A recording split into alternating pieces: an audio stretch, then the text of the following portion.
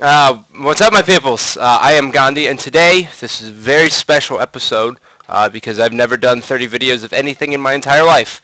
So today is episode 30 of Gandhi's Thoughts. Oh man, I gotta say, I'm not, I'm not happy about it. But we're gonna do a full story of Gandhi. A lot of people from Twitter have sent me messages saying, "Hey, we want to know how you got involved in it. What was it like winning? What was it like making a transition from caster or from player to caster?" And now, so here I am. So without further ado, we're gonna get this started, and this is gonna be a very long episode. So before I jump into the story, I need everyone has to pick a buddy. Okay, grab onto their hands and hold on, because this is gonna get out there. All right, this could get emotional. This could get crazy. So you need a buddy. So everyone, look to your right or left, in front of you, go across the street, grab your neighbor. I don't care. You need a buddy before we get started. So, give you guys a couple seconds, take a sip of water, and then it's time to get it started.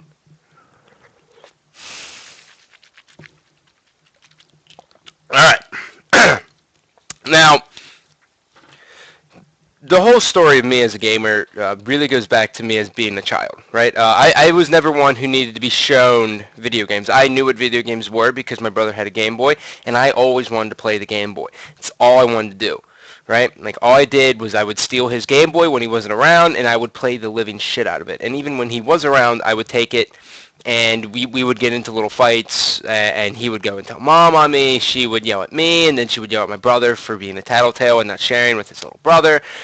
You know, it's the vicious cycle of the younger brother. So, video games, it was never like someone was like, "Oh yeah, look at this is a video game, you gotta play it." And it was, no, I knew what they were, and I enjoyed them. As a kid, I always wanted to be entertained, and I think a lot of people who are playing video games to this day kind of share the exact same trait, which is something that, it's apparent because everyone wants to be entertained, but gamers, like, we really want to be entertained. Like, we want something to take our full attention. And that's something that a video game does, especially a good video game. Not like the ones I was playing as a kid, but when you're a kid, you have no idea what's good or bad, right? Like, I was playing Paperboy on the Game Boy for hours. The game's awful. I look back at that, and that game, it was just the worst game just about out there. But, so video games for me, although it was entertainment, the other big thing video games for me was a way for me to bond with my older brother. Now, my older brother is 5 years older than me. He's 28. He's married. You've seen pictures of him if you follow me on Twitter of his nephew. My nephew. Fucking awesome. Beautiful kid. So my big thing with video games was it was a way for me to bond with my brother and his older friends, because as a little brother, you always want to hang out with your brother. You always want to do things with him. You always want to be accepted by his friends and him as a person. And so I used to always be at my brother's ass. Like, we used to be, like, when N64 came out, he would have his friends over, and I would always be pestering him. And looking back, I have not the slightest clue in hell as to how he even put up with me, but he did, because he's like a saint.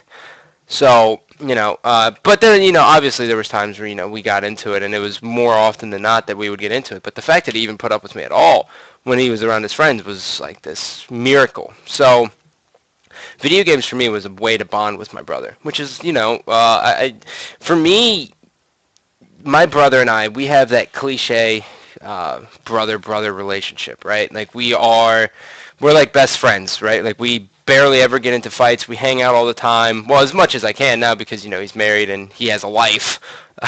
Meanwhile, I don't. So, that's that. But, I mean, we still hang out all the time. We train together, and we barely ever get into fights. But so for me, it was really just trying to bond with my brother.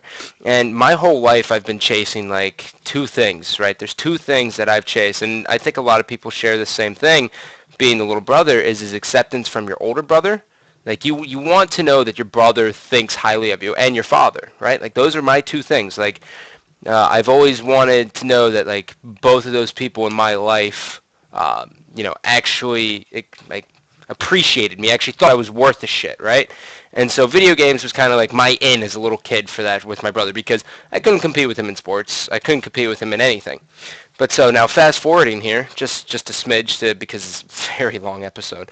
Now fast forwarding here, so my brother's senior year, gets kind of stripped from him, right? He's on a one-way road. Well, not one-way, one-lane road. So one car going this way, one car going this way, right?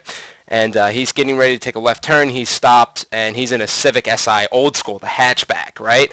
And this Mustang going 6 miles an hour fucking hits him in the back, sends him spinning into traffic, into the next thing. Like I'm in sixth grade, right? Like I have no idea what's happening. So I show up there.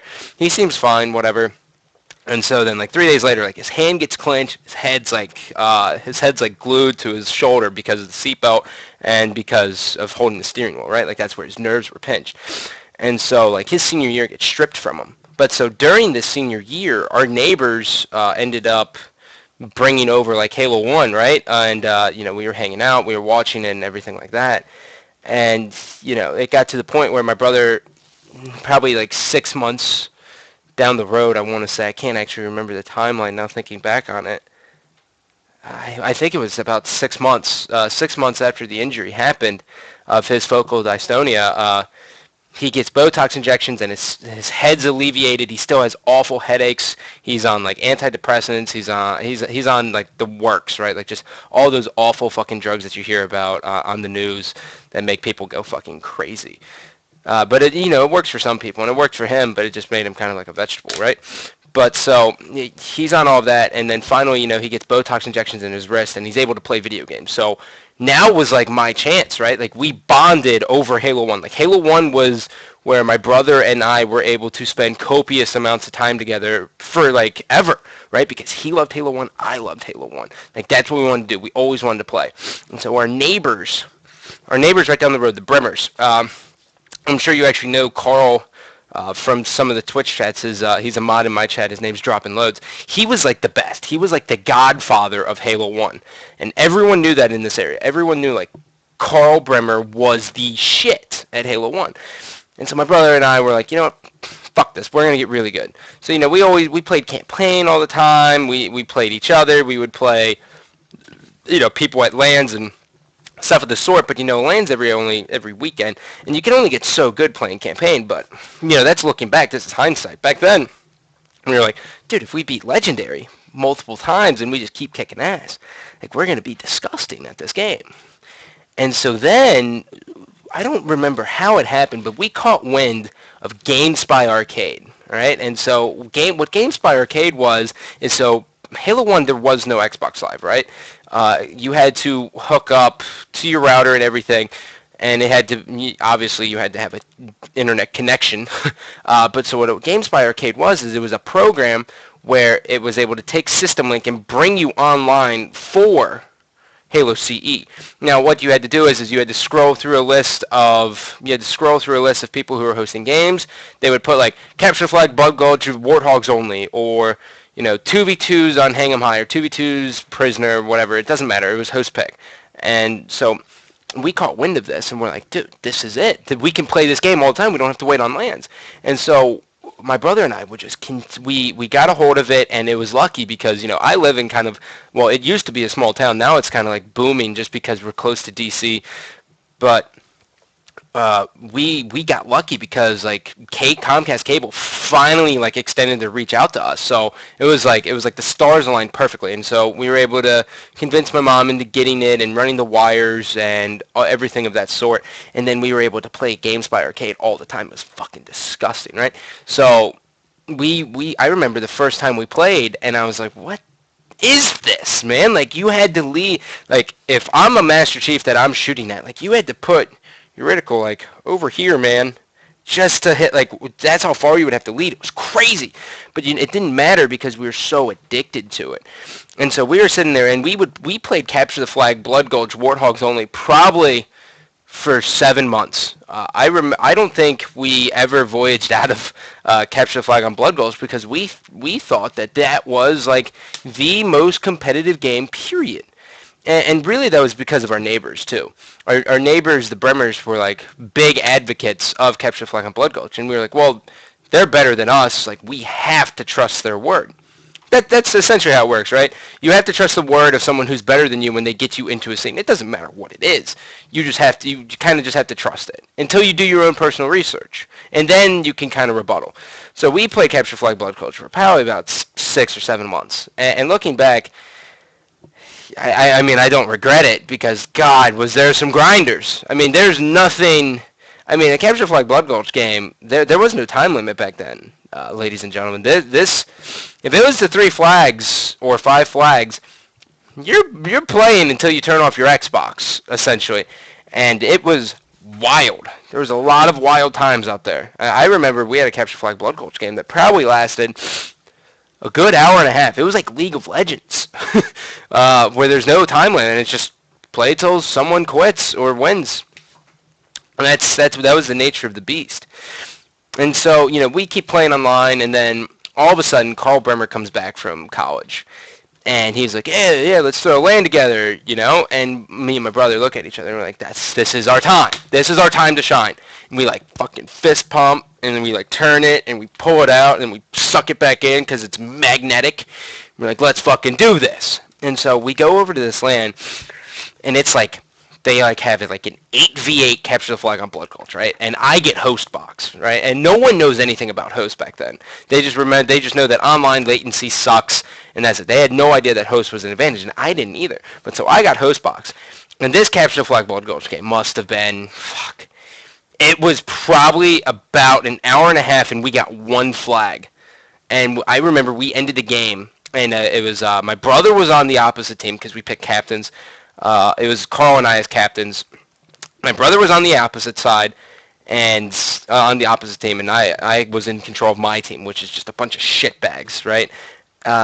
And I ended the game with 700 kills, and he ended the game with 650, and Carl was down low, and then finally we were like, yes, we're better than Carl. And then Carl kind of was like, kind of sat back, and he's like, I don't understand what the fuck just happened. I was the best, and now I'm not the best. How did you guys get so good? And the truth is because, my brother didn't have his senior year, and he didn't have his first real year of college because of, his awful headaches. They said the pain was equivalent to that of a woman giving birth. So, obviously he couldn't go into school and concentrate or anything like that. So he had nothing going on, and I was in 6th grade, so it's I don't need sleep. I get to hang out with my older brother. That's what the fuck is up, right? And so we got so good, and then we told Carl about GameSpy Arcade, and he was like, whoa. You don't need to be wasting your time with GameSpy Arcade anymore. There's this thing called XP Connect. XBC, for those of you who are playing the home game and actually know what the fuck I'm talking about. So XBC was a much better version. It wasn't I don't actually know the difference. I just know there was better players on it. That's kind of where the ogres were, but I'm pretty sure the ogres started on GameSpy Arcade as well. It was where all the big names were. TSK, Legends, Lords, back in the day from Pray For You and Wisdom and Bebop. You got STK with, all those various members. You had Sergio, Ogres, Strange Purple, Saiyan. You had the DM guys. You had iOS. It's just countless amount of clans of players that you could actually play with on there that were actually talented, and they were actually good at the game. And so we switch over. We jump ships on over to XBC. And back in XBC, there was a chat. Okay, so when you logged on, there was all the lobbies of players, and then on the bottom there's a chat that you could type to everyone. And so in the chat in there, what happened was this was the start of competitive Halo. Obviously, we didn't know about AGP 1-2, and we didn't know about 50K1 because that was just way out of our time. Because when we were playing Capture Flag Blood Gulch, they were playing for money, and that's where Darkman and Zyos and those guys came out of nowhere, and they put on the 7-minute flag cap on Capture the Flag Blood Gulch, and everyone was like, what the shit just happened? So we're playing Capture the Flag Blood Gulch. These guys are winning money. And so finally, when we jump ship over to XP Connect and everything gets better and better, in the chat they would post the dawn of the competitive scene. They would post constantly tournaments that were coming up. And thinking back, it was kind of fucking nice. I mean, I know we have Twitter now, but that chat, for what it was, made everything a lot better. So in this chat, they would just constantly post tournaments. And I remember one day, It was me, my brother, and Carl came over. He came home for a weekend, and it was us three and his brother George, George Bremer. And so, two Bremers, two Luciers, and we're playing Halo. And I remember we see it in the chat. There was a Virginia Beach tournament, and I was like, dudes, can we go to this? And they were like, I think we definitely fucking can go to this. This sounds awesome. And so it was, Virginia Beach is like 3.5 hours away. I am 12 years old. My brother, I am 13 years old. My brother is 18, possibly 19 at the time. Carl, he is 20, and George is like 17 or 16. So I'm the young gun. Then you got George. Then you got my brother. Then you got Carl. So we decide that we're gonna practice for this event. We host LANs. We have people coming over. Yada yada yada. And how we decided to practice for this LAN was it's like the biggest noob mentality ever, right? Well, so in my area, we didn't have the best players, right? We really didn't. It wasn't like the best pool of Gandhi's practice noobs in the world. In Halo 2, it got a little bit better. And my best friend started playing. I was able to teach him everything I know before he quit. But, Halo 1, it was just you either understood the game a little bit or you didn't. So what we decided to do was we played 4 versus 6. We had 6 people play against us 4, and we ran through every game type repetitively. And I mean, in theory, we were like, well, if we can beat 6 people, we can handle 4 people, right?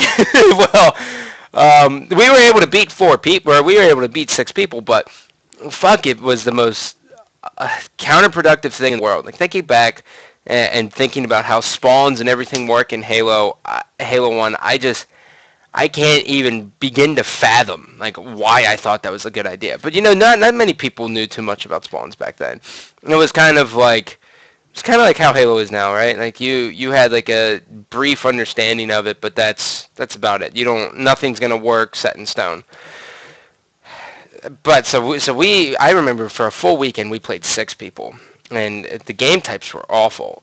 It was like Plasma's only on Derelict, Capture the Flag, and Team Slayer, which is a plasma rifle and a plasma pistol. And there was nothing else on the map. And Plasma. The reason Plasmas were used is because they were like, oh well, it's very strategic. Whatever. Who gives a fuck? The other one. There was a Snipers on Sidewinder, and Snipers on Sidewinder was really fucking fun, and I thought I still like that game thinking back to it now. But it's 4v4, but so we obviously played it 6v4 in practice, and I remember we had so much fun playing that game type, and so the game types are a little bit skewed, right? And so we sign up for this tournament, everything's feeling good, we're like a week out, and then we hear that Legends is going, and Legends.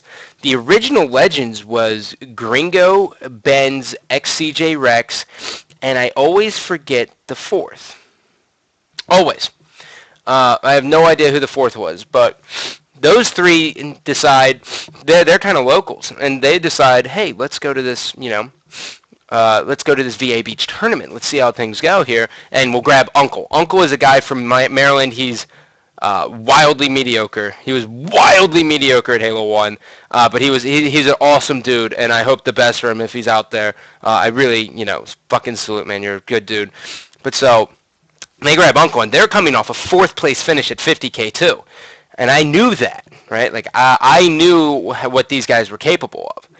But the thing is I'm this arrogant, just cocky maniac at age 12, right? Like, I think I am the hottest thing in the fucking world. Like, no one can even touch me.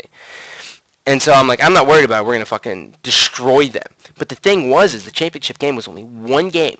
It wasn't a series. It was one game, and it was Capture Flag Blood Gulch. And that's when we were like, oh, we have this on lock, period. No one can mess with us. Because we've played it so much, and we played it 6v4.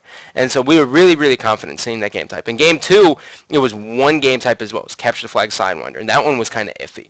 But so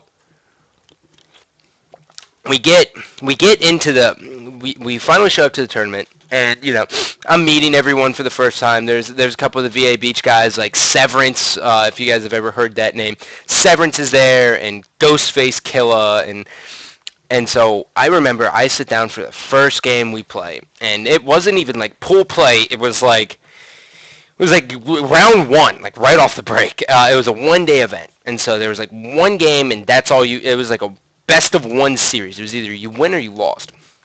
So I remember sitting down and playing this tournament and playing this game, and it's Team Slayer on Beaver Creek or Battle Creek back then for Halo 1, and I remember sitting down and the game starts and my hands are like this.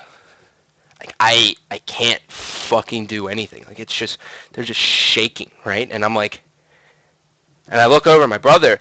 I swear to God, with the quickness, my brother goes, because my brother was like my brother, like I said, like I've always chased his acceptance. My brother looks over at me and he goes, Scott, breathe. He said, look across right now. Look across to the enemy, because this is the loading screen, right? And you weren't supposed to rush the count back then. And he goes, look across right now and tell me you're not better than every one of them. And I get up and I look over there and I sit back down and I'm like, you're right, I'm better than every single one of them. He's like, now just fucking rate. And so, I get in there and I'm still, like, my first couple shots are shaky. I'm still kind of shaky. But so I get my first kill, and then, like, I think I ended the game with, like, 22 kills or something like that. Game 1, I mean, these guys probably have never even played TS Beaver Creek before kind of thing, or Battle Creek, because it's Halo CE. They probably never even played this shit before, so it wasn't like, I was God. But you know what? It's good to get that under your belt. And so, I get the first kill, I'm shaky, I get out there, I'm like... Everyone's like, good job, Scott. And they're trying to boost me up because they saw how much of a fucking nervous wreck I was in my first game. And I was like, I didn't want to say anything to anyone. Like, I kind of like reclused into myself. And I remember, I'll never forget, I remember sitting there and saying to myself, I gotta pull. I sat down in the chair. They're all hanging out. I sat down in a chair and I put like my hand on my head. And I remember it so vividly because it's such like a staple in my competitive history. I remember putting my hand right in my head and going, Scott, if you want to be the best, you can't be shaking in your round ones. And I'll never forget that, man, because I was like, when I think back on that, I was like 12 years old. Like that's knowledge that most people don't even think about, period. And I'm not saying like I'm like fucking a genius, but what I'm saying is like I understood at a very, very early level that the mental game is so far important for success. And that's something that's very, very important in every way. And I was at age 12 at the time, and I had no idea that's how I was going to be. So anyways, moving forward here, we go through the next couple rounds, and then Capture the Flag Sidewinder comes up. This is the semifinals match. Everyone's hyped up, and we're playing these guys who I hate, and my whole team hates. Like, these guys are fucking tools. I forget even their names, but they were like VA Beach, like assassins or something very toolish. Very, very toolish. And I believe we went as, I'm pretty sure our team name, was HS. No. What was it? It was like Long Schlong something. It was like LS. Oh yeah. No, we were Team LS. Team Long Schlong was our team name, and we were going. And we were Team Long Schlongs, aka my team, was going up against Team LS for short. Okay, get it right. Was going up against these like VA Beach killers, right? And Capture the Flag on Sidewinder, and I shit the bed hard, right? Like I do awful on Sidewinder. Like it's a map that I didn't play that much. Going into the tournament, I only played it 4v6, and I thought that was like adequate practice because I wanted to do everything else. And so like I kind of shit the bed in it. Like I mean, they end up running this flag, and the game type was going on for like 40 minutes, and there was a lot of kills in there. And I'll never forget, my brother grabs like camo. He grabs camo on Sidewinder, and he has sniper, and he rounds back around, and the guy, they like killed me with rockets. They killed me with rockets in our base. They pull the flag and they jump in the Warthog. And I swear to God, like I look up because me and my brother played on the same side. So he was 1, I was 3, and I look up and I look at Ricky. And I don't say anything. You don't say anything when someone's got a sniper and they're about to save the fucking game for your team. And so he he zooms in and rips the driver's face right off as soon as he takes off, and he's like going over a hill, and then he gets a double kill and he saves the first flag. And I'm like, fuck yeah, right? And I'm fucking pumped. And so we get going, and then we get our first flag cap, and then they're getting ready to answer. And it's way past time limit now, and so the time limit then was like, I think they put it like 25-minute time limit or 30-minute time limit or something just retarded. So like the ref just hits start, and it's like 30 minutes. That's kind of your overtime here. It was like 30 minutes, and then you have one chance kind of thing. And so they are running their flag to tie this up, and we were going to go straight into an overtime, which could have lasted, hours on hours on hours. And they kill all of us, and Carl Bremer, our last member alive, he gets over to their base and he has rockets, dude. And this is such a noob story, but it's so fucking monumental in my head. He has rockets, and this Warthog's coming over. It's going over like the dunes of Sidewinder. It's like sliding on the ice, and I'll never forget, you weren't supposed to go on the ice. You're supposed to stay on the snow. If you went on the ice, you would slide, right? Like they did that very, very well. And so he ends up going on the ice, and Carl, with the quickness, like instantly just fucking thinks about it, and he shoots a fucking rocket, like leading it perfectly, like long range, and it's going to completely sabotage him, and he could die, right? Because they're coming off the respawn as well. He shoots this rocket, it connects, double kill, both of them dead. Carl has a camo. He quick camos by accident because he didn't know, because back then when you had camo, you could shoot a rocket, and then if you had like an assault rifle or a plasma rifle as your backup, you could hit Y and you would quick camo. So you would go from being visible to being back to invisible, right? And so he does it by accident because he dropped his pistol. So he has an assault rifle and he has a rocket launcher, and he's walking out there, and there was a guy's like jumping, right? Like just jumping in the middle of the map, and Carl like stops for a second. The guy walks right past him, and he like crouches, and he melees him in the back, and he gets the return, and we go on to the finals. The finals were not that memorable, to be honest, not as memorable as the semifinals, but the finals, it was like we win 1-0, and really it was really just because Legends had absolutely no idea what the hell was going on in Capture the Flag Blood Gulch, right? Because they weren't used to playing that. Like 50K2 was, it's essentially like an MLG. They were playing Capture the Flag Rat Race. Capture the Flag Rat Race. Scott, get your fucking head out of your ass. Thank you. Capture the Flag Hang 'em High. Team Slayer Hang 'em High. They were playing all the game types that actually were good. They weren't playing these shitty game types, but we fucking were. And so we were able to nudge them out. So that was the first event win. Under the books. First event, came out swinging for the fences, good to go.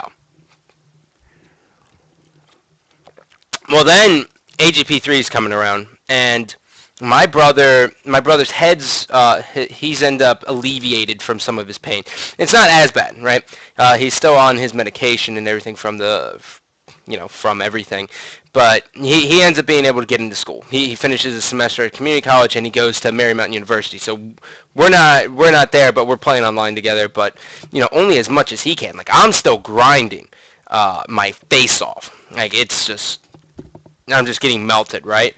And he's doing his thing in college, and rightfully fucking so, because he got his senior year taken away, and I understood everything where he was coming from, and I didn't really care because I knew at the time my brother was a better Halo player than me. He is the reason I learned to snipe. He is the reason I learned to think. It was really all because of him. Before then, I was just like this guy running around with a pistol, just trying to shoot everyone, which is kind of what I do in Halo 4 now, just without the pistol and with the DMR, or with the BR. But so he goes off there, and we're suiting up for AGP3. Now this is my first main event. Now AGP3, the big hype going into AGP3 is Ogres, Team STK taking on TDT. And this is like the most memorable shit in the fucking world. Like this is the staple of Halo CE. Regardless of what happens, with STK and FA later on the road, like this was the best game, period, that anyone's ever seen, because it was just unbelievable. Like the skill that I saw was incredible. And so we go to the event. I forget who it was. It was me, my brother, and two other people, and I was known as more of an FFA player on my team than the rest. But so my brother makes it through the first round, and he gets knocked out the second round. I make it all the way to top 32, and then it's free-for-all FFA on fucking Hang 'em High, and I'll never forget this, ever. I had Zios in my FFA with me, and this was like the start of my hatred for Zios. I had Zios in my FFA with me. I'm not leading, but I'm third, fourth on Hang 'em High for like the majority of the time, and Zios is like floating around like fifth, sixth, and then all of a sudden, dude, he's like, he grabs Rocket Camo, which is like, how the fuck do you do this in a free-for-all? And he goes on this humongous spree. And then I'm like, what the fuck? Like, why? And then all of a sudden he's in fourth. And then I start panicking. I'm like, are you fucking kidding me? Like, I gotta get a kill. I gotta get a kill. I gotta get a kill. Where's the kill? I gotta find one. Oh shit, that got ripped from me. Oh my god. And then I'm getting outshot, right? Like, I start panicking. And it was such a fucking noob mistake. And thinking back on that, it's so bad. But that's like, I was never a free-for-all player. Ever. I got like 2 top 8s in my entire career, period. And so Zios ends up knocking me out. And I remember that smug asshole looks over at me and he's just like, good round. And I'm like, this fucking guy. And I'm like 13, right? I'm 13 with an afro. Yeah, I'm sure you guys can find the picture.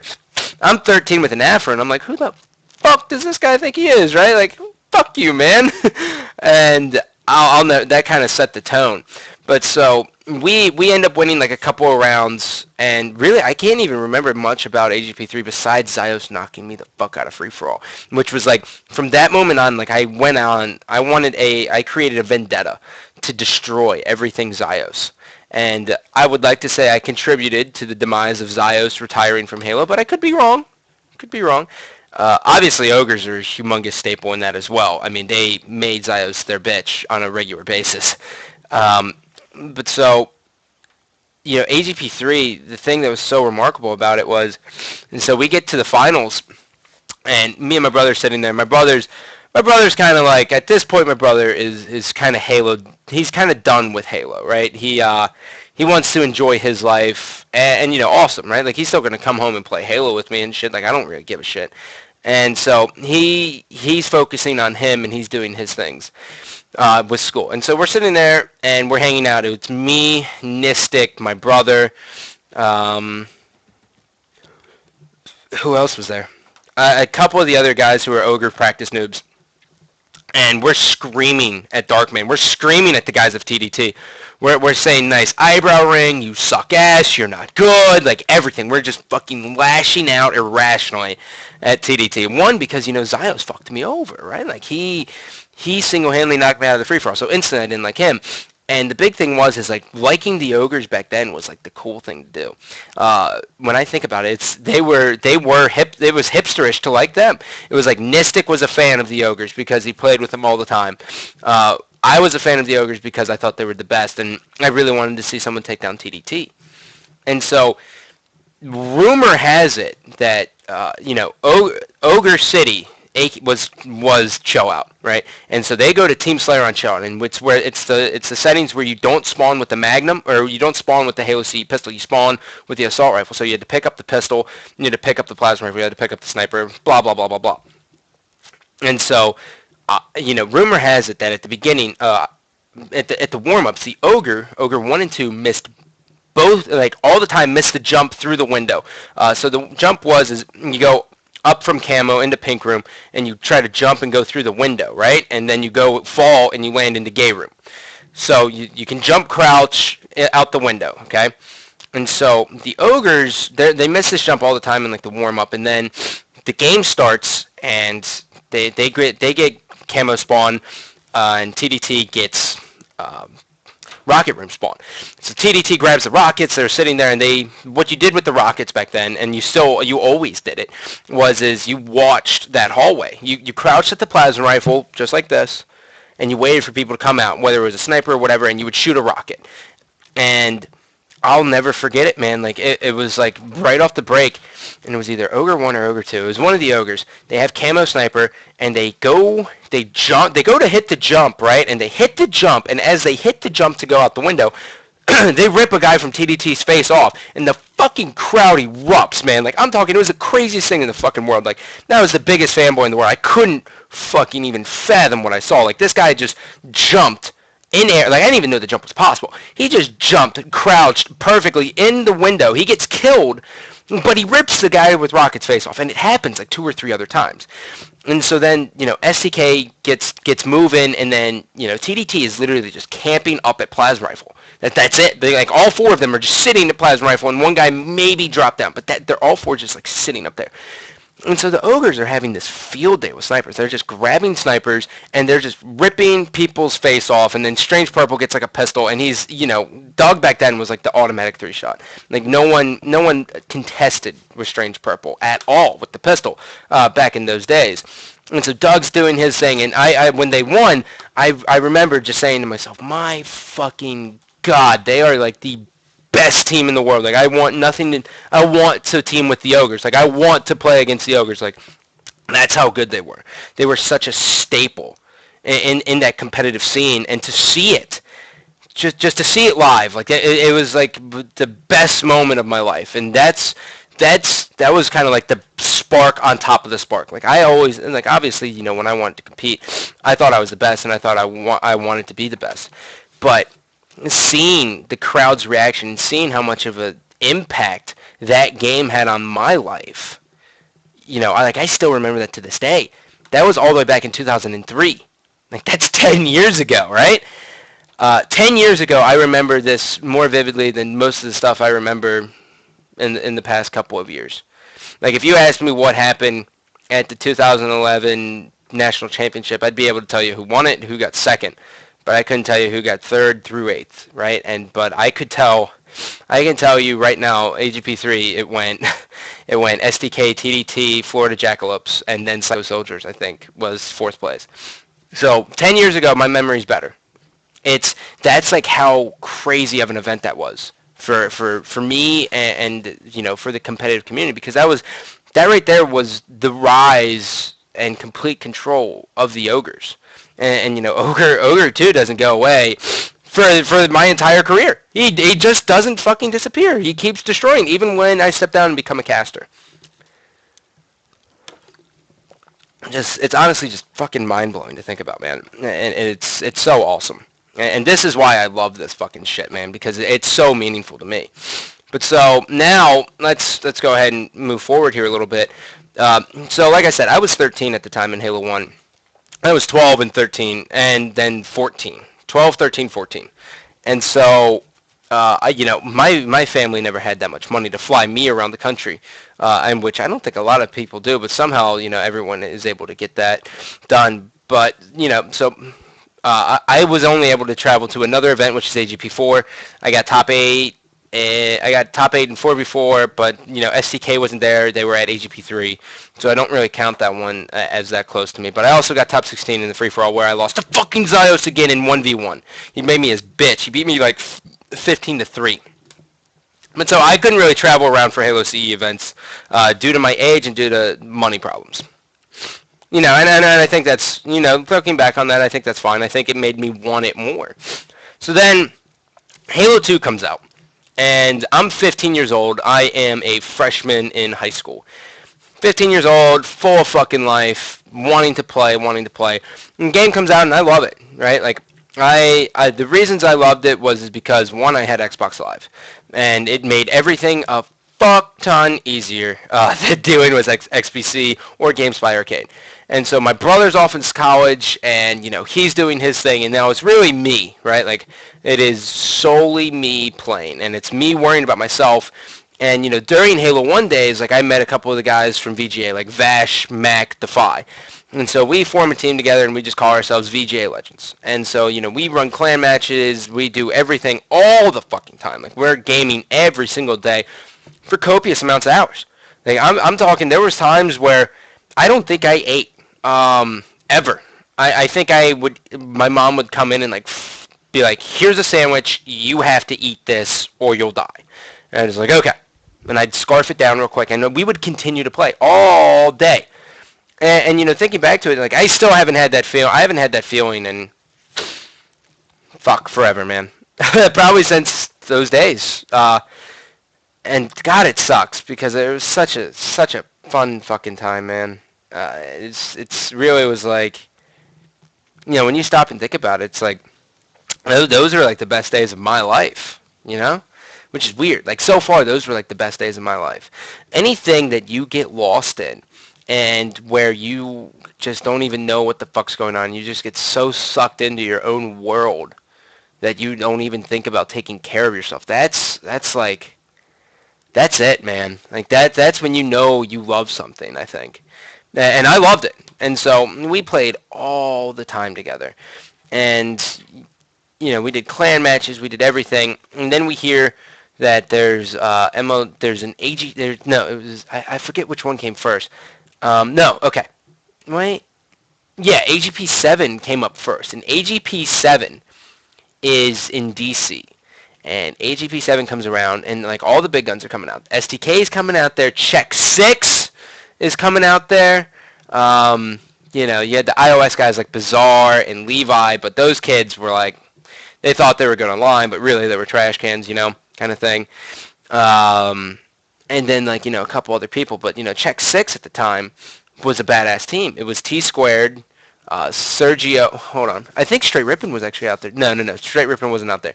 It was Sergio, Zios, Tupac, and T Squared. Like 4 really, really good fucking players. And Tupac, he ended up at the end of Halo 1 being like a top 8 player, no questions asked. So, obviously I have respect for him. And Sergio, I have respect for him. And Zios, I have no respect for, but I know he's a good player. In T Squared, it's like the same thing as Zios. Like I have no respect for, but I know he's a good player. And so, we're playing, we do go through pool play, and we discover that Team Slayer Midship, if we work together in a buddy system, that we just annihilate people. And we ended up beating SDK, we ended up beating everyone in that game type in pool play. And we're like, okay, well, this is our game type. We know how to play it, this is how it's going to work, the VGA teamwork is here. And so we keep going through it, and then tournament comes around, and then we meet up with Check 6 in the semifinals. And I don't even know if we played them again in the losers finals or if they lost out, or this could be the losers finals I'm talking about, but we play them. And my headphones are broken, but we play them, and I swear to God that I talked more shit to Zios than in my entire life. Now, Halo 2 pre-patch, you could jump with the rockets in melee. When you're in air, just like the flag, just like the oddball, when you were in air with rockets and you meleeed, it was a one-hit kill. Done. Right? And so one of the big things to do is you didn't want to just drop rockets when they were empty. So on TS Beaver Creek, you would get them and you would watch the portal. And you just sit there and jump melee. Just over and over. AB. Right here. AB. AB. AB. AB. AB. AB. AB. AB. And so I'm sitting there and I'm just watching this portal. And the coin name for this was Microwave. Now the reason it was called Microwave is because there was this guy called Dirt McGirt, a.k.a. Slim. Now, Slim played a little bit of Halo 2. Slim played a lot of Halo 2, actually, but he never really made a big splash. In his own way, he was a good player, but he wasn't like, an ogre or a karma. He wasn't anything like that. But so, one day, Dirt McGirt says something to Pac, and Pac's like, the fuck did you just say to me? And Pac's like a big dude, and he's funny as shit. He's like the funniest person in the world. And he shoves him into this microwave, and he like cuts his head open. And then, so when Pac's telling the story, he's telling the story to everyone. He's like, fucking microwaved him, man. Everyone just fucking loses it. And so then we decided to, I think it was probably the ogres, because they were like the witty ones. I think they coined jumping and meleeing with rockets as getting microwaved. And so I'm sitting there. This is the losers finals or the winners semifinals. I don't know which one it is. But it's Team Slayer Beaver Creek. We have blue base, right? Like it is a complete disadvantage. But at the time, red base wasn't all of that, just because the sniper at the beginning of Halo 2 was much more dominant than positioning. Just because people weren't used to how, dominant the sniper can be. Because in Halo 1, yeah, it was dominant, but it didn't change games like the way it did in Halo 2. Yeah, well, actually, yes, it did. But it wasn't as important, because it was on a timer where as soon as you dropped it, then you would have to pick it back up.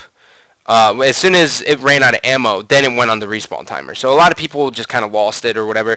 But we knew at an early stage, like, how that all worked out. And so did everyone else. But no one really put that importance on the sniper rifle as we did. So we're holding blue base, and I have empty rockets, and I'm just sitting there A-Bing. And I swear to God, Zios comes through 7 times in a row, and I'm screaming at the top of my lungs, like, microwave! And I'm a fucking little kid, right? So it's like a little more high pitch.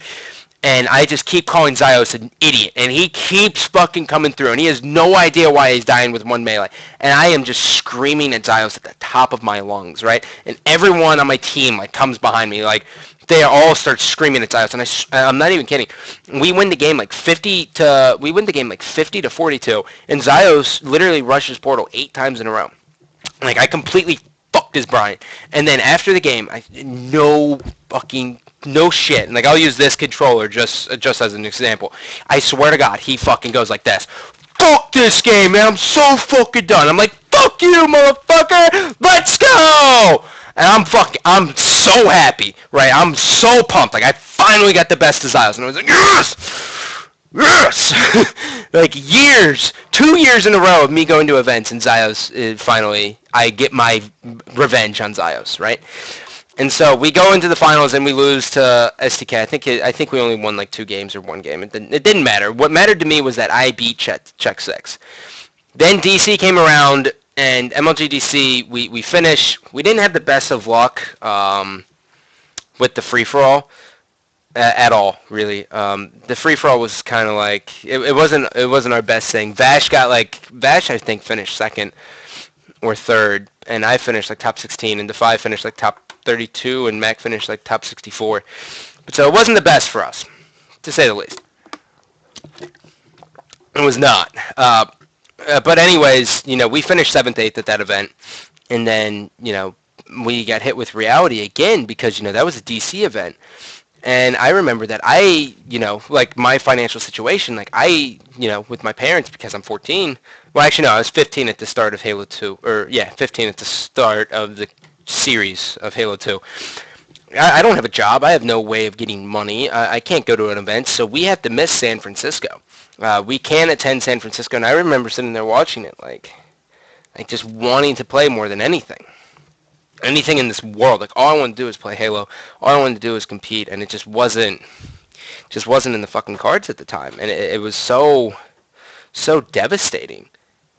And there was nothing I could do about it, right? Like that, it was really, really tough on me as a player, because I just wanted to do nothing but to show that I was worth a shit. And that's one of the things that's always tough is when you're a real life person, and you don't have that silver spoon going in your mouth, you really realize like how unfair life can be, and realizing like that life is unfair at a younger age is like one of the worst things you can endure. But anyways, we can't go to San Francisco, and we end up going to Houston. And funny thing about Houston was that I actually teamed with T Squared. I never got along with T Squared from day at the very, very beginning of Halo 1. I got along with T Squared, and then from that point on, I never really got along with T Squared at all. And so we team with him, and he's wearing panties around his neck, and there's camera crews running around him because they think he's like the coolest fucking thing in the world because he's a gamer, but he has a girlfriend. Whatever, that it is what it is, kind of thing. And so we get 4th place, and I'll never forget that we lost to Straight Rippin' again, and Straight Rippin' eliminated us at DC. I was like, what the fuck just happened? There's no way they actually did that. There's just no fucking way they did that. And so they eliminated us again because I remember T Squared was Lockout Oddball. I'll never forget. It was Lockout Oddball, and T Squared was just running around top snipe with Snipe Sword. And back in the day, T Squared was not a team player. Like, I don't give a fuck what anyone says. People can refute it all they want. That kid, even up through, 2000 and up until 2007, he was just a fucking weapon whore. That was it. He just got the weapons, and that was it. Before you kids came around and changed it from to fucking statting, it was called being a weapon whore. You were known as a weapon whore. You weren't known as a statter. Statter's gay. It's a dumb saying, period. T Squared was the original weapon whore, and that's what he did. He never really helped out the team. His way of helping out the team was controlling the weapons and killing people who didn't fucking matter. But so we lose Lockout Oddball, and that was like to straight ripping, and it was like the fucking heartbreaker. So we finished fourth, and then, after Houston, I remember sitting down with Vash, and I was like, Vash, man, like, what are we gonna do? Like, we can't get into the top two. We're not making money, and 2005 MLG was like the prize money. It was like $375 for second place, like each. And so that's why I always laugh at these fucking people who are complaining about AGL money, because it's like AGL's a lot better off than what MLG was when I first started fucking out. And whatever. But so, I was like, Vash, what are we going to do, man? And he goes, well, I know that Orlando's coming up, and the only way you and I can both go there is if we get a sponsor. And I know that McGavin has a sponsor. And I was like, is McGavin good? And he goes, I think he's okay, but here's the catch. You have to team with Red Alert. Now, for those of you who have no idea what I'm talking about, Red Alert was Shockwave before Shockwave was actually created. Same person, just different gamer tag. In Halo 1, he was named Red Alert. At the beginning of Halo 2, he was Shockwave, but we still called him Red Alert. Now, the reason it was a catch was because I hated every fucking thing about Shockwave. I remember the reason I hated about everything about Shockwave is I remember I lost a custom game. I lost a custom game to his brother. And Shockwave's smug little ass fucking comes on AIM, because AIM was the shit back then. There was no Facebook, there was no MySpace, there wasn't all this social media bullshit. And Shockwave comes on and he goes, so I see you lost to my brother. You're really good. And I was like, fuck you. Blocked, like, with the quickness. Get the fuck out of here, Shockwave. Get the hell out of my face. You're a douchebag. And so Vash, it was like a grudge. It was a grudge. But I lost his little brother named D Fury. And his little brother at the time was probably like 10 years old.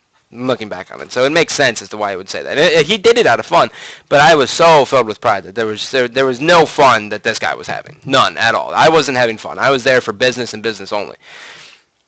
And so Vash was like, here's the catch: we have to team with Vash, or we have to team with Shockwave. And I was like, I'll give it a shot. And so we talked, and we end up fucking hitting it off. Just stars are flying, everything's happening. And so we go to Orlando, and finally we beat Straight Rippin', and it was the first event that Karma shows up to. Oh, yeah. Orlando was the first event that Straight Rippin' picks up Karma. So it's Fallacy, Fonzie, T-Squared, and Karma. And Karma was this 6'3", 340-pound black man with dreads. And I was like, what the shit is this?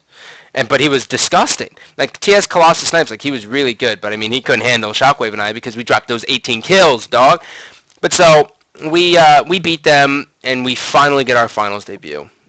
Finally earned it. We worked our fucking asses off for it. And we finally get there, and we beat them, so we beat Straight Rippin', we put them in their fucking place, get out of my face kind of thing. And then we get into the finals, and we lose 6-4 or 6-3 or something like that. And I remember it was Capture the Flag and Colossus, and Shockwave and I were so content. We were so fucking content with getting second place that we just didn't give a shit about the finals. And it was Capture the Flag and Colossus, and Ogre 1 has a sniper, and he's on a 24-0 spree, something just bonkers crazy, right? And we didn't care. And at the time, they went from STK to Team 3D. That, I think that was their first event as being Team 3D. And they're trying their fucking asses off, and we just didn't care, because we beat the team we wanted to beat, and we had a long day and everything, and so we were just like, fuck it. And so I remember I would spawn, jump, spin in circles, and then just get my face ripped off. I would just spawn. This is in the finals of a fucking event. And thinking back to this, I couldn't believe what I did. It was Capture the Flag and Colossus, right? And the big thing about Capture the Flag and Colossus is that we just didn't think it was a worthy enough game type to play. And so we're these smug assholes, right? We're these arrogant cunts who didn't even want to do anything with this game type. So we would spawn. I would spawn, jump, spin, die. McGavin would just fucking run around with pea shooter, and pea shooter was shit back then. So don't let me act like I'm degrading it. But he just didn't give a shit. He was just charge it up and shoot it at a wall, and we didn't give anything about that. So we lose that series, and then we go home, and then Sergio leaves Check 6, and I remember Shockwave contacted me on AIM, and he goes, hey, listen, we can get Sergio. And I said, well, we still have McGavin. We have to have McGavin, or else we can't go to events. And he was like, yeah, no, we're going to have to drop Vash. And I said, that was it. I was just like, all right. And so we part ways with Vash, and we end up picking up Sergio. And we go to St. Louis 05. And St. Louis 05, it was, it was our event. It really was. There was so much memorable shit that happened, but the most memorable of it all was TS Ivory it was honestly like the gods wanted us to win this event. And Sergio was known for having just countless amount of second places in Halo 1 because of the Ogres. And now I'm known at having second places and getting beat by the Ogres in Halo 2. And so was Sergio, because he took second at the first event. And, that's just how it was. And that sucked so much ass, man. And so we go we tie up the series in the best of 11, and it's 5-5, and it's the first to 6 in the best of 11. It's Team Slayer and Beaver Creek, and Shockwave had a fucking phenomenal tournament all weekend long, right? He got a triple kill with the ball on straight rip-in, and he did like the Heisman, right? Like, swear to God, like 16-year-old Shockwave doing the Heisman with a barbecue stain on his shirt and pit stains all the way down to his dick. And it's just hilarious stuff. Like, we were the shit. We were it. And then we're up 40. We're up like 40 to 34, something stupid. We're up a lot. We're up to the point where it's like we're going to take down Team 3D. And somewhere along the lines, Shockwave zones out, and then like Team 3D decides, oh shit, we can win this fucking event. Like, we can win this game type. And they set up, and it's like, we just keep spawning in the middle, and there's no rhyme or reason. And I grab a green gun off spawn, and I'm getting kills. McGavin's, like, watching back portal. Sergio's doing his thing. And Shockwave's just dying. Over and over and over and over again. And the run, they came back. They went on, like, a 22-4 run to end up winning that game 11. And I remember just being so shocked and being so depressed, because that was when I knew that I was too young. That's when I knew that my mental ability was not where it should be and where it needs to be. And it was a dagger. But they came back, they won, they were the heroes, but the big story is IGS can come out and compete with Team 3D. But fuck, that was a bad one. It was really, really bad. But so now let's fast forward here. That's 2005. I'm gonna skip here, because you guys all know about 2006. You all know about 2007. I'm gonna skip to 2008 Halo 3. Now, 2008 Halo 3 for me was, there was at the beginning of Halo 3, I thought that like my ego was fucking huge. Like, I had probably just about the biggest ego of all time. I was coming off of 2007 second place national championship. I won.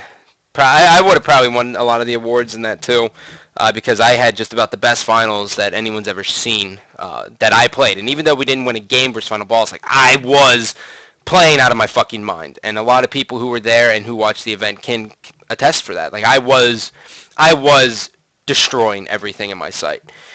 So I had this humongous ego. I thought nothing could touch me. But it was a transition into my senior year. And so when I was in my senior year, as you guys all remember, like, my brother got his senior year taken away by a car accident. And I remember him saying, like, back when he lost it, he was like, all I want to do is live it up in my senior year of high school, because these people, because we're from a small town, so, you're with the same group of people from kindergarten all the way through high school. And so I don't know if it was like a subconscious thing that made me do it as well, but I lived my senior year up. I partied all the time. I hooked up with girls. I chased girls. I drank during the week. Like, I did everything that a senior year was supposed to consist of. But the thing that got away from me was Halo 3. And, looking back, I wish I would have put more time into it, but I just couldn't. There's nothing, like, when I think back on it, I wouldn't change anything about my senior year at all. It was a blast.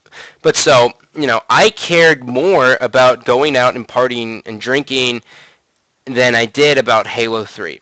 And every time I got on Halo 3, I was pissed off, right? Like, I didn't like the game that much. I hated the fact, the big thing for me is I used to, like, how I used to play a lot of Halo 2 and how I used to practice was I used to play a lot of big team battle, like a lot of, like, random shit, just random playlists that may not have had the best players in it. But the thing is like, big team battle, because the settings were the same, like, all damage settings were the same, I could grab a sniper and run into the enemy's base on big team battle and like just wait for them to get first shot and do like quick scopes and practice my quick scopes all the time, right?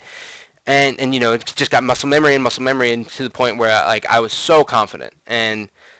But with Halo 3, they changed the fucking speed, they changed the damage, and I couldn't fucking practice the way I wanted to practice, right? And it was so fucking dumb. And I remember talking to so many people saying that, like, oh, they should have, if they didn't touch the damage settings, then this would be more skillful and blah blah blah. But you needed it because the two-shot melee. But really, they changed that for me, and I lost it. I couldn't find any enjoyment in the game, and so all of Halo 3, I ended up going to a doctor and getting prescribed Adderall at the beginning of Halo 3. Because I knew about Adderall all throughout Halo 2, but I never needed to take it, so I never did. But now I was like, I've always been kind of questionable whether or not I was ADHD. Anyways, let's go to the doctor, let's get a prescription, let's start gaming. So I go there, I get a prescription. It wasn't really hard at all, which I don't take it anymore. I think Adderall is fucking awful for you. I think a lot of people are going to have a bad liver functioning later on in life, and they're also going to lose their fucking mind, because I lost my mind on it. I'll tell you that much. You lose who you are as a person when you're on Adderall. And so, I get Adderall, and then like I can't get in the motions at all in Halo 3. I never was able to come back into that shiny, flashy sniper player that I used to be, and I didn't know if it was the game. It was probably just because it was a lack of dedication when I think back on it, but that's how it was. Like, I hated the game. I didn't want anything to do with it, and that was that. I ended up finishing out like 8th place. I finished 8th with Team Legends. It was me, Defy, Best Man, and Legend Pimps, and Legend Pimps is a tool. He costed us 5th, 6th because he didn't want to escort the flag back, and he wanted to stay in their base with the sniper. Ugh. But so 2008, I realized that Halo was no longer my thing as a player. I realized at a very, very, one of the things I know is like I know my potential and I know what I can do and what I can't do. And the big thing for me is I was able to realize right away. I was like, this game it wasn't for me. I didn't enjoy it. I didn't do anything. But that, like, at the same time, casting became like relevant. Puckett started casting events, and so did Nexi and DMAC and all these players, and Sundance was in the booth. And so I was like, I'm a personality. What can you do for me here? Can I retire and become this player? And Sundance was just like, just make it to Dallas, and we'll talk about this after. But my mind was already made up. I didn't want anything to do with playing anymore. I cared more about drinking and partying than I did about fucking Halo. And that was the truth. That was it. Period. It didn't matter, that I had a spotlight on me for the time being. It didn't matter to me, right? I never got sponsors. I had Stride for 2 events, and then I got dropped off of Carbon. I never had a sponsor in Halo 2. I've never known what I was worth, and I still don't know what the fuck I'm worth. And that's why, I'm at the point now where it's just kind of like, I think money is so unrealistic for me to make in this scene that it's just not even worth it.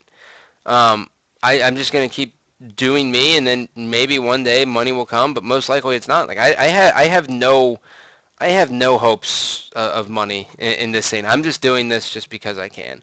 And that's why, if you guys have noticed, like, the one thing I'm trying to do is give back as much as I can. I try to, bring a lot of attention to people like Trey Tries and Absolutely Stream and Adventurelands Adventureland, not Adventure Time. I am still petitioning for it to be Adventureland instead of Adventure Time. That's going to always happen. I'm sorry, AORC. That's what's going to fucking happen. That's life. I'm trying to bring more attention to these players who actually deserve it because, I just don't see it ever happening for me. I really don't. And it's, if I couldn't get it when I was the best player in the world at one point, there's no way I'm going to get it now as a person. There's just no fucking way. But so anyways, I step down as a player and I make the transition into being a caster. Now, that transition was really, it was easier.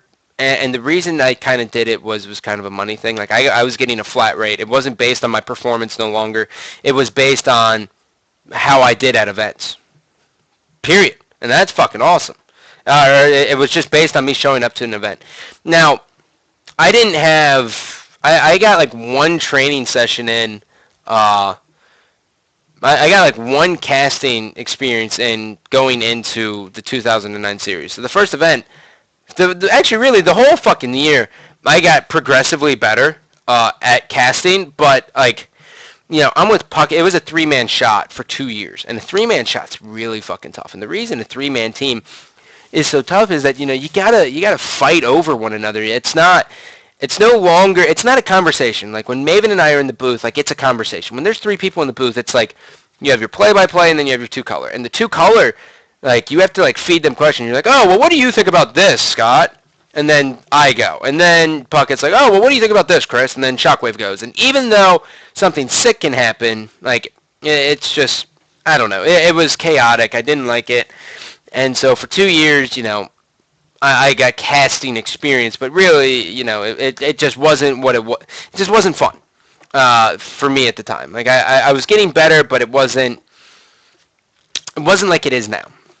And so when 2011, really in that time, there's a lot of hate, right? And I've always been a player who, but just because I'm vocal, I have a 50-50 split, right? I have 50% of the people who fucking want me dead. They would love to see me eat a bullet and just have my brains fucking explode behind me on that wall, period. But then I have 50% who like me. And the 50% who like me, actually genuinely give a shit about what I think. And I love those people, right? And I think a 50-50 split is good. But so, being a caster, right? There's so much hate. So much hate. And it was really tough, man. There was... And Sundance always told me, I was getting better. And I was getting better every single event. But the thing was, we didn't have a spectator mode. I couldn't practice at home. And so I had to work out my own ways. Whatever. It didn't matter. So I had to practice on my own without a screen and blah, blah, blah, blah. But, there's so much hate. And there was so much hate to the point where I wanted to kill everyone. There was just so much hate. And I think back about that now, in 2010, I really wanted, and 2011 really too, because 2011, I stepped down from being a color commentator. And so the big difference here is a color or analytical caster is the one who is going to break down what the team's doing, and it's going to be, the people who are oh, well, this player, he does this right on this map in this position, that's going to be your Walsh or your Ghost Ayami, for those of you who tune in now. But I stepped down from that, and I become a play-by-play caster. And play-by-play, obviously you have to bring the intensity. Obviously, you're setting the stage for everything, but everyone, for whatever reason, thought I was supposed to have knowledge in Halo Reach, and everyone was what the fuck are you talking about? I don't need any knowledge. I'm just doing play-by-play.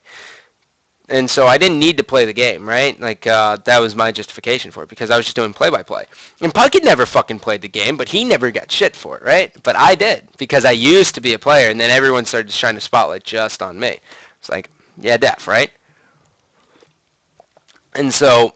I remember Shockwave and I started duo casting, and Shockwave and I always preferred to cast with one another, just because, we had fun in the booth. We did that, fucking, what is that shit called?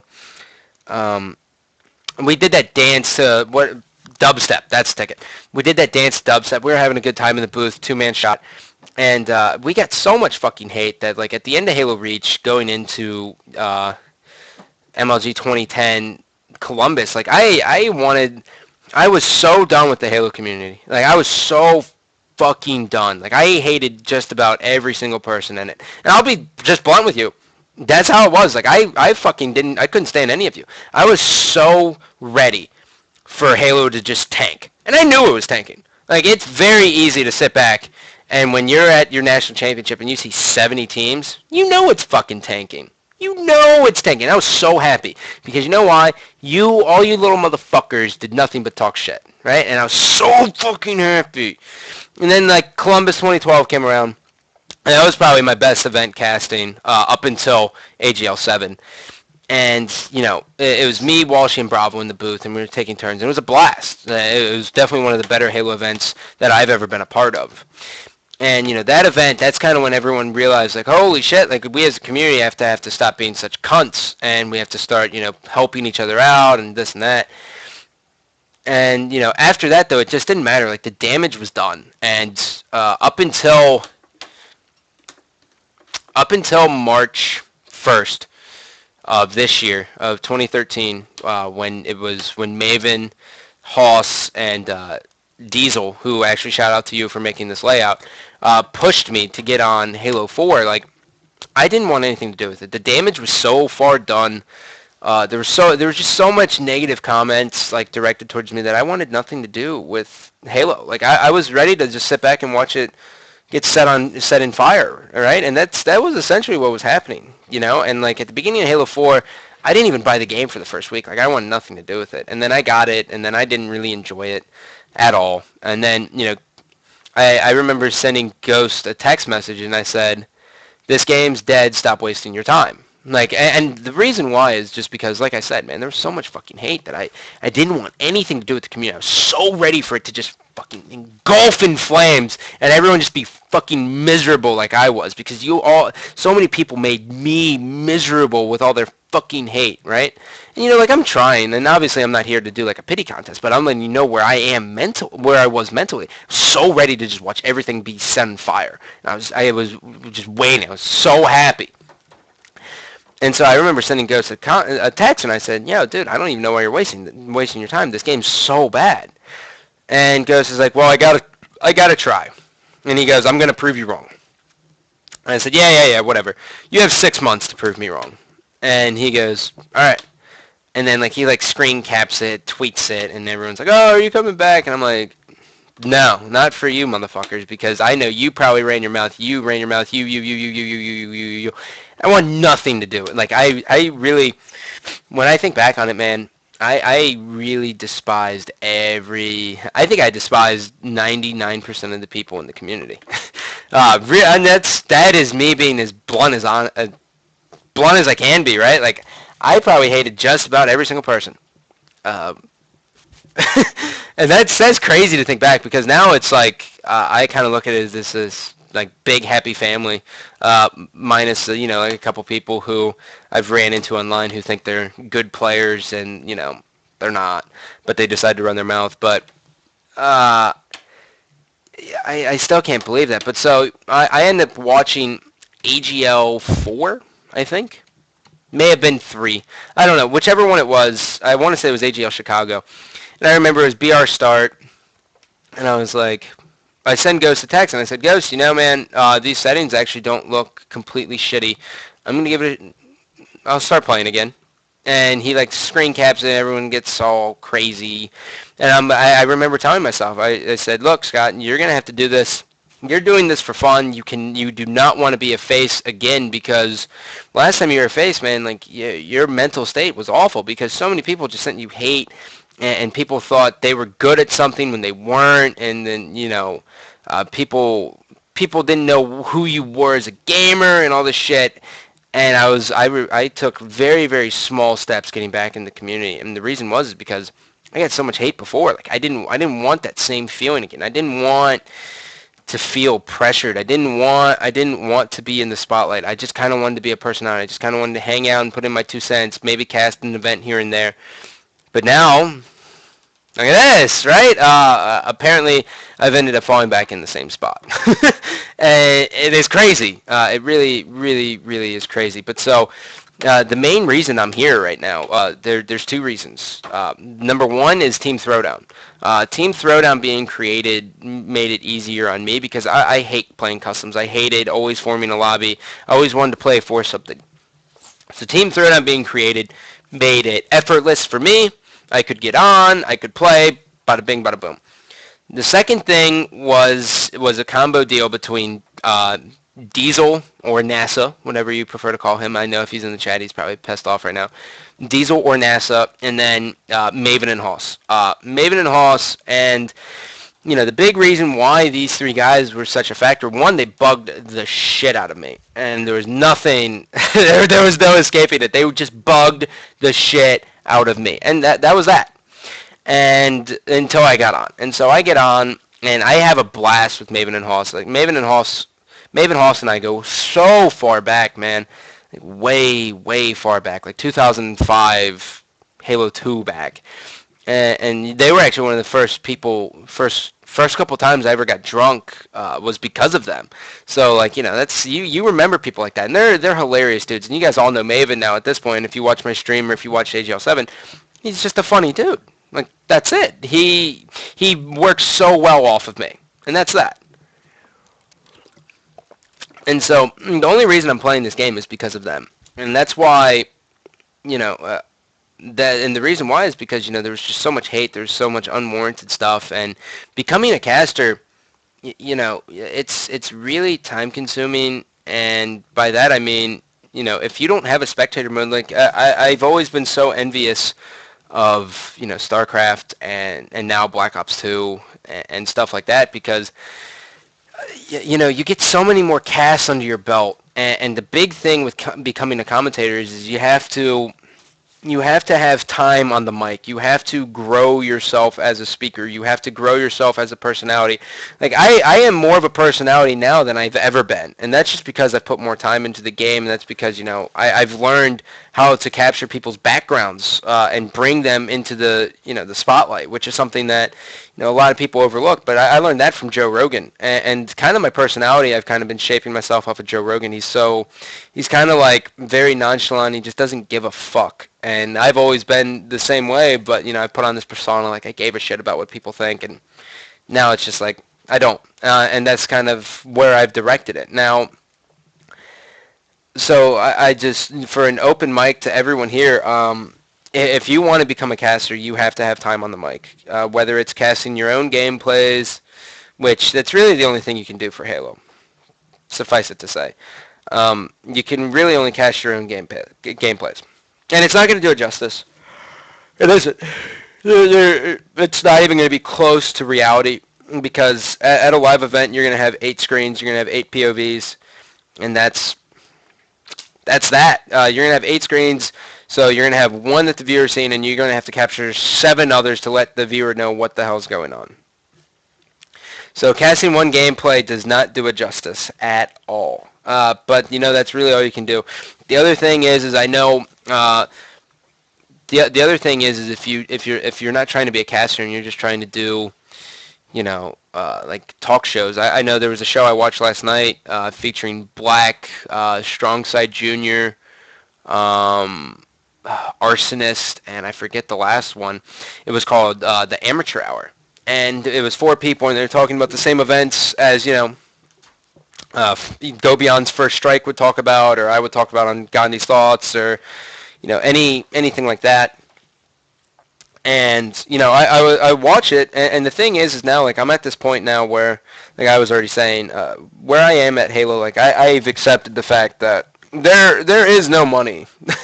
There is no good money to come from this. Like, as much as I would want this to be a career, I just know it's not, because I haven't gotten it when I was the best player. So at this point in my life, I think I am going to do the sound thing and just support everyone the best way I can.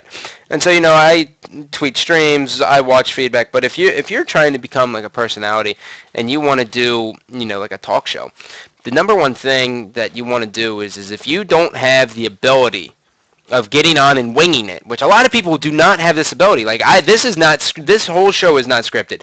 Nothing that we do on Beyond First Strike is scripted. Nothing that I've ever done on the Halo Council, when that was actually a relevant show, was scripted. None of that ever happened like that. Like the Tyler or the Ninja and Saucy show back when that was on, that was not scripted. Nothing was ever scripted. If you do not have that ability, the first thing you need to do when you're creating this podcast for yourself is to take a step back and say, all right, let's make a Google document and let's put in our talking points here and let's make sure that we don't run over each other. Let's make sure that, someone is different than everyone so we're not all agreeing on the same thing. And that's that. And the big thing that's going to do is, one, is it's going to make everyone on the same page and it's going to help everyone out a lot. And, the second thing that's going to do is your show's going to be a little bit more structured. And that's a lot of people from the viewer standpoint are really looking for structure here. But so from beginning to end, after talking about the whole show, when I honestly look back on it, like my career was kind of like getting like acceptance from my brother. I think everyone kind of has, everyone kind of looks up. If you have a father, everyone kind of looks up at their father as like Superman, right? And my dad is Superman, like to me, he is. But so is my brother. And so it's like when they get sick, like I realize like, oh shit, you can actually get sick. When they get hurt, I'm like, oh my God, like you can actually get hurt, And so like for that to me, like that's kind of like what my career was. And it's kind of where it's shaping off to be now. And I think that's an accurate statement all in all. And that's really where I'm coming from with that. But, when I look back on my career, I have to say that I got to say I'm a big fan. And from here on out, like I said, I think I'm just going to try to help other people get a similar place to start where I started, right? And the big thing with that is it's just giving people opportunities. It's giving people chances. So if you're doing a show, if you're, trying to become a caster, just send me your shit, man, and I'll help you the best way I can. I think everyone just needs a chance, and, a lot of people always talk about, like, oh, well, like the caster bullshit yesterday, which I thought was hilarious. Just to weigh in on this, I think if you don't play the game and you have no idea about the competitive scene, or you bash the game openly on Twitter, you do not deserve to be a part of the fucking community, and you don't deserve to cast. Period. I think that's how it works. When you tweet 343 saying, oh, the competitive community is a joke, you shouldn't throw them an event, your opinion's X'd out instantly. When you make TMZ articles on someone getting depantsed, I think you're fucking cut out instantly because it's disgusting. This isn't, like, how the fuck can you be taken seriously? So that's where I weigh in on it. And it doesn't matter to me. Like, it's not competition to me. Like, I'm casting no matter what. It's not competition to me. It's just me weighing in on it. But yeah, so just to close out, thoughts number 30 here, which has been fucking long, and I'm really getting tired of talking. But that was my story. I hope you guys actually ended up watching it. I don't know how you guys did because it was very, very long, and it's only one fucking person talking. But from here on out, if you want, what I specialize in right now is I know how to do a show, I know how to cast, and I know how to be a personality. So I can help you with being a player, obviously. I can't help you as much as like a person like Ninja would, but I can help you there. But if you want to make a show, or if you're doing a show and you need a guest, or you're trying to start up an interview series and you need someone to interview, contact me. Indigestion. My Twitter's right there. Contact me and say, hey, look, I'm doing a show tomorrow night. Do it. And I'll say, okay, I'm in. So anyone out there who is trying to get on their feet and they're just looking for a chance, give me a shot, and I'll do the best I can. Other than that, that's going to do it for my thoughts. Thank you all for tuning in. Tomorrow, I think tomorrow I'm going to talk about the Adderall dilemma. So tomorrow should be a very hot topic. Other than that, stay tuned. This will go up on YouTube. I love you all. Peace.